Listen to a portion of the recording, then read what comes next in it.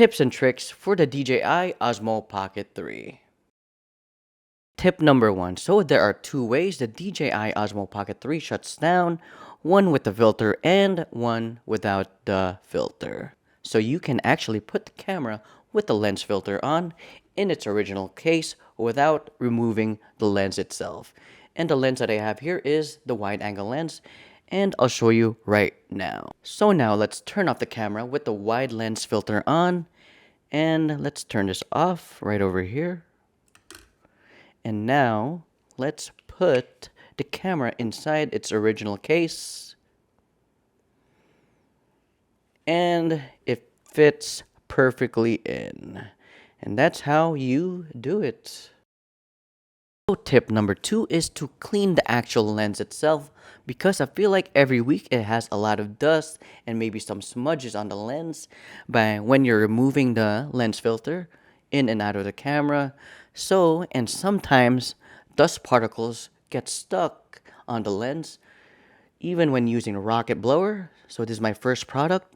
Then in order to get all the dust out, I use a wet and dry wipe right over here. And yeah, that's tip number 2, is always have a nice clean lens. So tip number 3 is setting the focus. So for me, I don't like to use continuous because I feel like the camera gets confused on what to focus on, so I prefer single focus. So as you can see on the screen, it's focused on the foreground, but if I tap over here with single, it's gonna focus on this subject right over here. Then if I tap on the background, it's gonna focus on the background.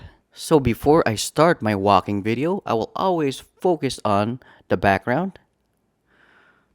So that way everything will be in focus except for things that are very, very close to the camera. So as you can see over here, it is a little bit out of focus, but it's okay because it's a walking video. So at least most of the area will be in focus. So tip number 4 is checking your ISO levels.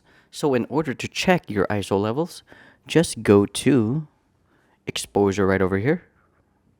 Then hit auto. Then as you could see over here, the exposure level is at 740. And for me, this is important for shooting at night and also during the day. So tip number 5 is setting up my white balance. So let's go to white balance right over here.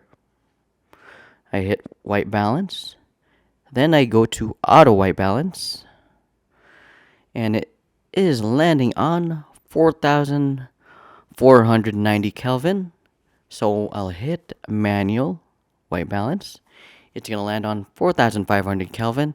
And that is how I set my white balance. I hit confirm. And for this is how I set my white balance, mostly for my nighttime shooting. Tip number 6 is I like to set the exposure value to -0.3, because for me, the camera just tends to overexpose just a little bit. I'll show you how to do it right over here. So go to exposure over here.